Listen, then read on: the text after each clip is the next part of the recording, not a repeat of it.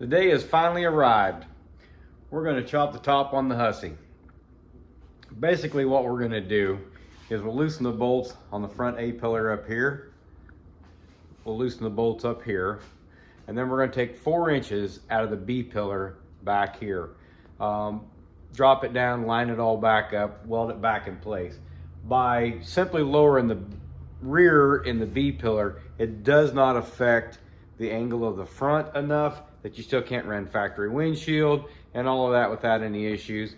I've got a buddy of mine, the Reverend James Bruce, coming by here to help me in just a little bit. That's more than a two-handed job to do this.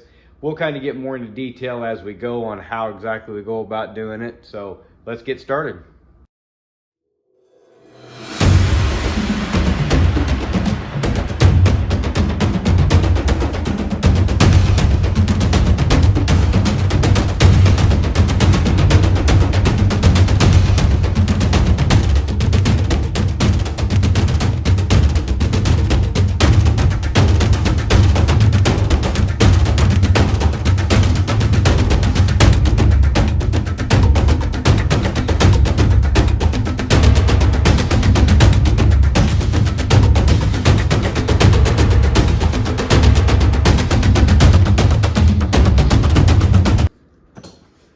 All right, so we have taken a 4-inch section out of our B-pillar. My particular case is a little bit unique.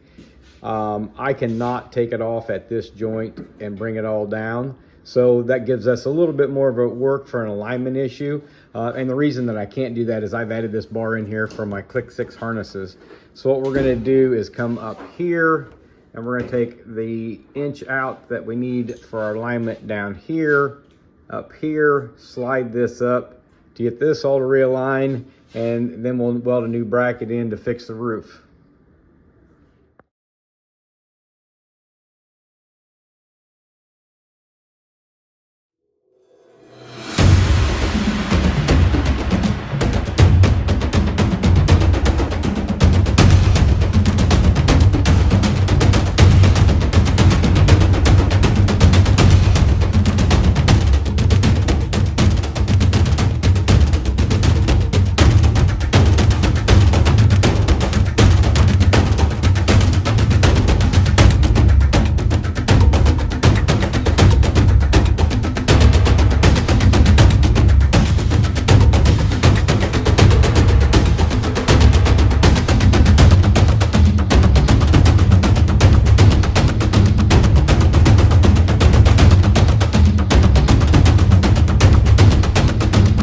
Give a brief recap of how we got to here.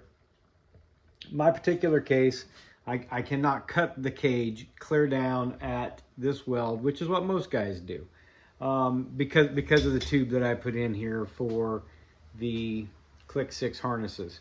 So what we did is we came right on top of the box tubing, and that's where we cut and took out our 4 inches of B-pillar that we wanted to lower the top.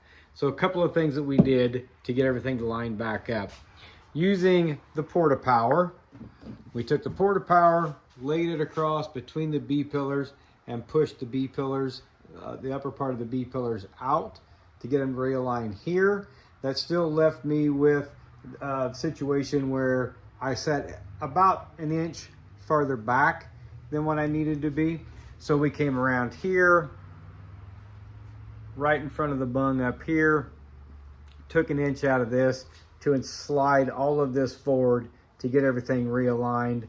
Had to take this bracket loose here in order to do that, and then basically welded everything back up. The only thing that leaves us with to do is that left about an inch gap in here between the back of the roof and the back of the cage, since we slid this forward. Not really a big issue. We're going to take a piece of 16 gauge steel, bend it, weld it in all the way across to fill that in and to be able to bolt the roof back to it. Other than that, pretty simple, worked great. Okay, before we go any further, take just a brief second. Watching what we had to do to chop this cage is probably scared some of you guys off as thinking about tackling this project for yourself. Keep in mind that in my particular machine, it was a much more complicated process than it would be in yours.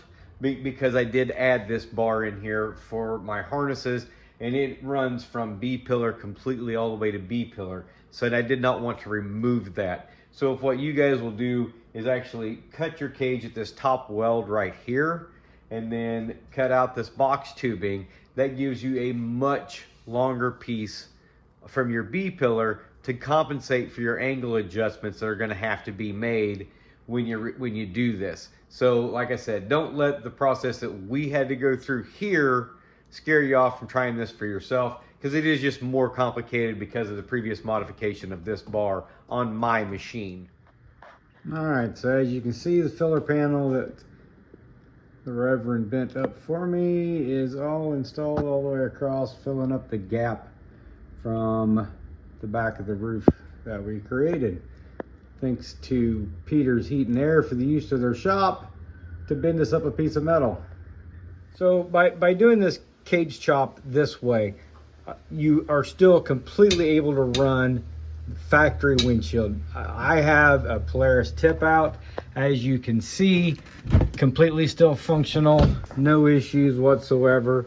The only thing I had to do is these are slotted. I had to loosen them up and slide this back maybe 1/4 of an inch to get it to all latch back in. Other than that, everything is just the same as it was running factory glass.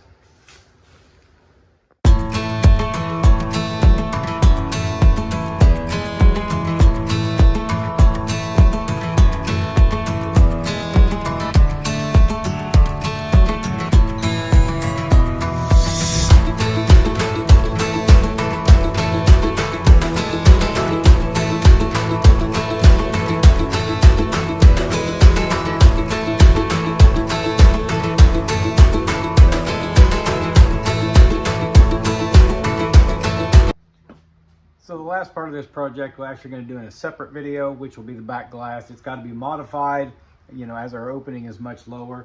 The guys at Optic Armor sent me a piece of their poly window. Great Missouri-based company that makes a great product. They produce poly windows for a multitude of automotive products, whether it's race cars, side-by-sides, heavy equipment. It's shatter resistant, scratch resistant, really good stuff. But in the next video, we'll get into putting it in and cutting it down, getting it to fit. Again, I have to thank the Reverend for coming by and helping me out. Much better welder than I'll ever be. Without him, I couldn't have done this. So stay tuned and we'll come back and get the back glass done. Hey, if you're liking these videos, reach down there, click, subscribe, like the videos, and stay tuned, and we'll get this all finished up.